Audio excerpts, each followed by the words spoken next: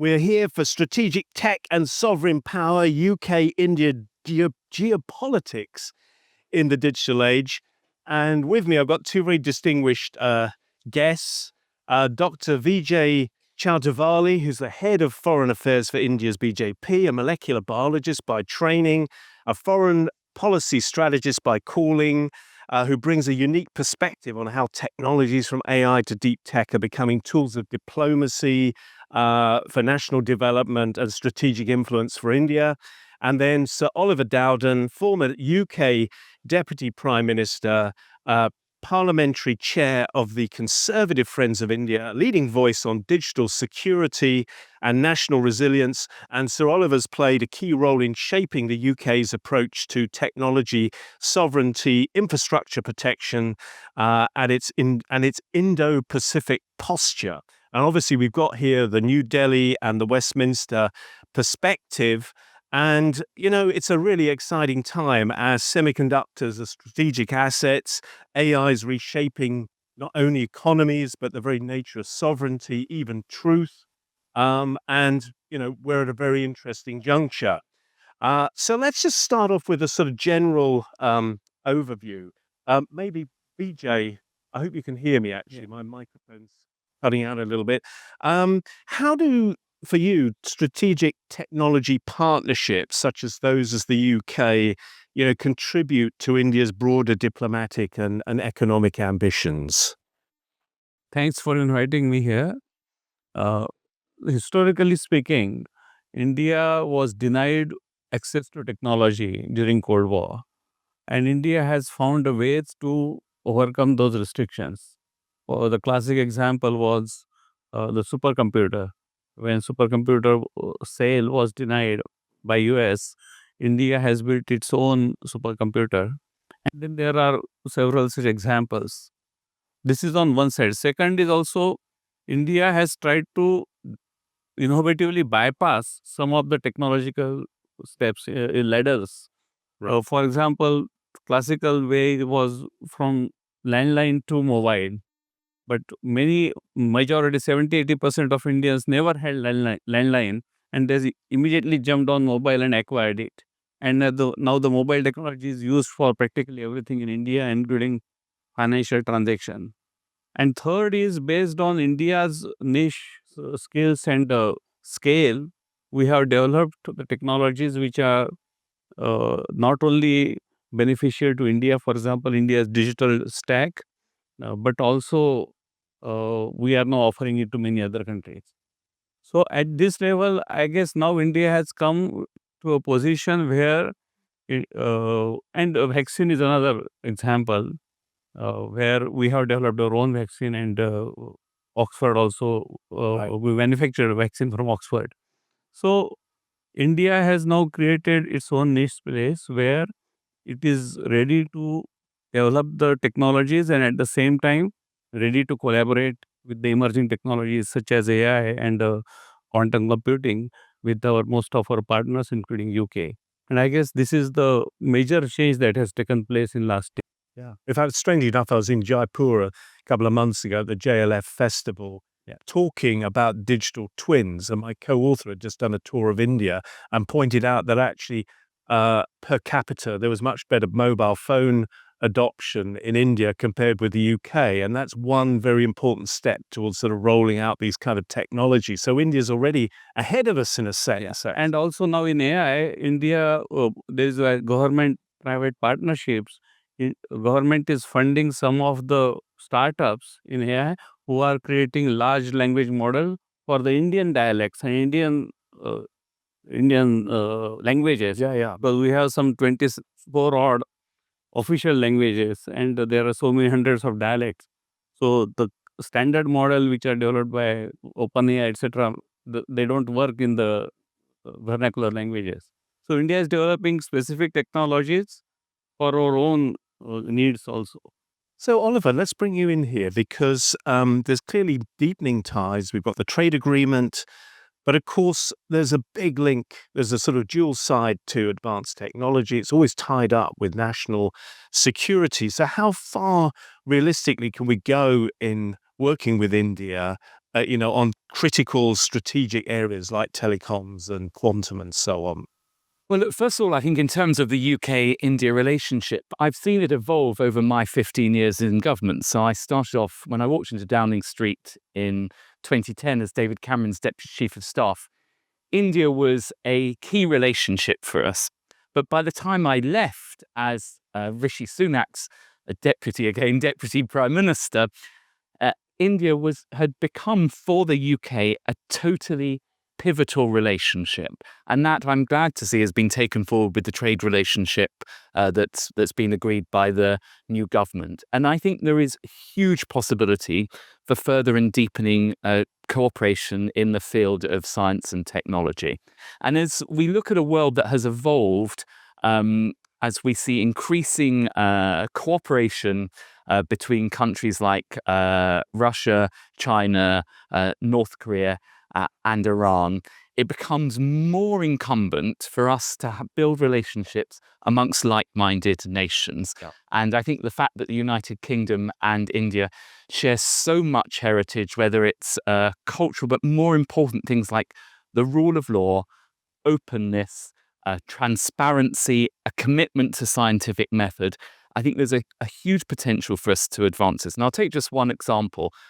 When I was Digital Secretary of State, one of the difficult decisions I had to take was the role of Huawei, the Chinese tech company, in our 5G networks. And I ultimately took the decision based on advice from GCHQ and others that we had to remove Huawei from our 5G networks because of national security risks associated with that. And we did it in conjunction with the Americans. Yeah. And we came to looking at 5G substitutes. Who else can provide networks? Actually is very, very highly concentrated in just 2 or 3 providers. The solution to that didn't really lie in the United Kingdom being able to produce a complete 5G alternative. India, for all its huge strengths, would be some way away from providing a complete solution. But by diversification, and by diversification of 5G technology, so you can get bits of technology from the UK, bits of technology from India. We both could create alternative providers, but also crucially bring greater security and confidence because we have that diversity. And likewise, when I was chair of the National Security Council on Economic Security, one of the things that kept me awake at night was about the security of our supply chains, particularly the exposure of our supply chains to hostile foreign states. And in India, we have the opposite of that. We have a country where we can have confidence in having supply chains that go through India. And I hope, and I know that India can have confidence in their supply chains going through the United Kingdom.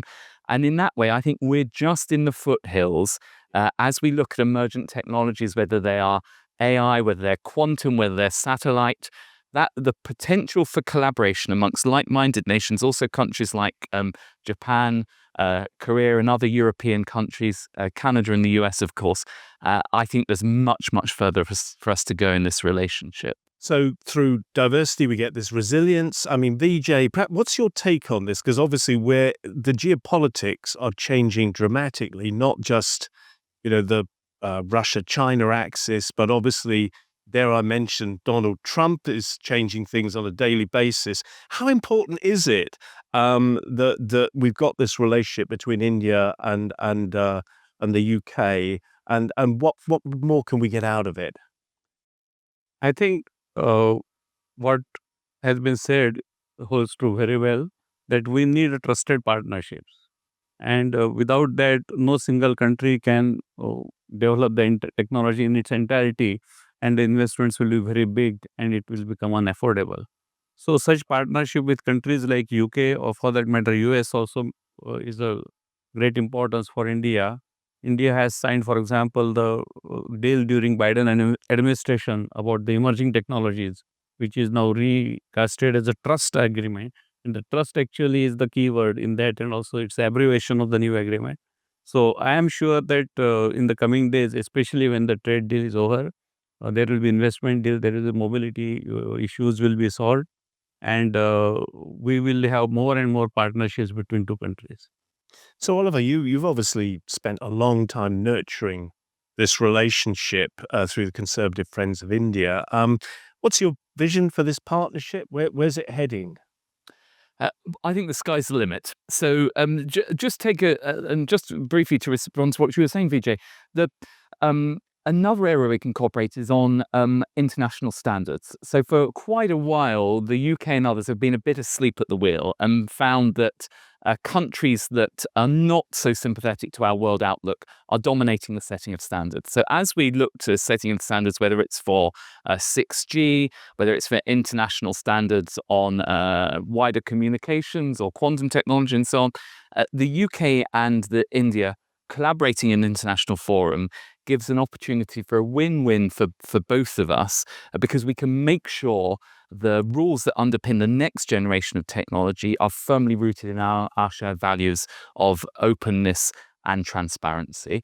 I think we're also in a very unique position in the UK, and I see this in my own constituency. I have an enormous British Indian diaspora who are equally comfortable being in London as in Mumbai, Chennai, or New Delhi. And that ease and free movement between us means the opportunities for collaboration are vast. And if you look at some of our mutual strengths, particularly with human capital. So the UK has brilliant cutting-edge universities still setting the standards in the world in research and development. India has a near unparalleled pool of highly skilled labour and highly innovative companies. Equally, the UK has very niche innovative companies. Through that kind of collaboration, I think we have a huge potential to strengthen each other's economies in a very mutually beneficial way. And Vijay, you were talking about India's take on AI, how some of the traditional or the best known models aren't fit for purpose in India. But that brings about there's a corollary to this, which is that emerging tech is changing very quickly, especially AI. Do you think that diplomacy and secure communications and all the rest of it is going to keep up with the technology revolution? Yes, even in India now, the number of cyber crimes that have been taking place and the frauds is going up enormously. And therefore, cybersecurity, especially for the people who are using technology for some purposes, but otherwise they are technology naive. And there are a lot of examples that are coming up that people are they call it as a cyber jail. So, and exploiting the elderly people. So, in all that respect, one side is the law enforcement, but also making your technology foolproof so that even the people who are not technologically very literate can safely use it. And India has developed an example. For example, the UPS tag which India has developed, the financial transaction. The literally billions of transactions are taking place every month. And so far, it is shown to be quite secure. So these are some of the good examples, but yes, it is a continuous battle between the fraudists and the regulators and the common man. So more the international collaboration is there in that respect, more will be the solutions we can afford to. And Oliver, just in terms of strategic risks posed by things like AI, I mean, for example, I did an event in the museum last year. I talked to a professor who had a link with the US Air Force who said that there's no way that AI has got anything to do with nuclear weapons control because it's not deemed trustworthy enough at the moment. But we are getting more and more dependent on algorithms to run our lives. So how do you see the strategic risks that poses? Well, I think this is an excellent example of where the UK and India can cooperate because there are two AI superpowers. There's the US and China, but then there's a group of countries that are very, very advanced in AI, and I think of the UK, India, UAE, and others. And particularly UK and India, we're facing the same challenges, which is how do we make AI work for our economy in terms of productivity and all the advances that that can drive? How do we do it in an open and transparent society where we don't want to impose lots of restrictions on our citizens and we want to give them confidence over their data? But at the same time, how do we make sure that we protect and enhance our own capabilities against a backdrop of a risk? And I've always felt it was on somewhat overstated about some of the risks around AI, but there is a group of risks around AI. So how do we balance all of those? And I think by working together on them, that we have a real potential to see a path through. So take, for example, the AI Safety Summit that Rishi Sunak, when he was Prime Minister, initiated. We worked very closely with the Indian government on that. We took a similar approach about wanting to have transparency about AI models, but at the same time wanting to crowd in both the capital of our countries and our cutting edge research. And there's no way an individual state outside the US and China is going to be able to do that alone. It's only by this kind of collaboration that we're going to maximize the potential for our societies. We've got time for a couple more questions. I suppose Vijay is a corollary to what Oliver's saying, which is we talked about the strategic risks, but to what extent are these emerging technologies tools of diplomacy for countries like India? I think they are enormous importance because everything will surround towards technology. And technological solutions will bring new opportunities as well as new challenges. Maybe in case of security, maybe in case of health, public health, environment, you name it, and technology will be a solution.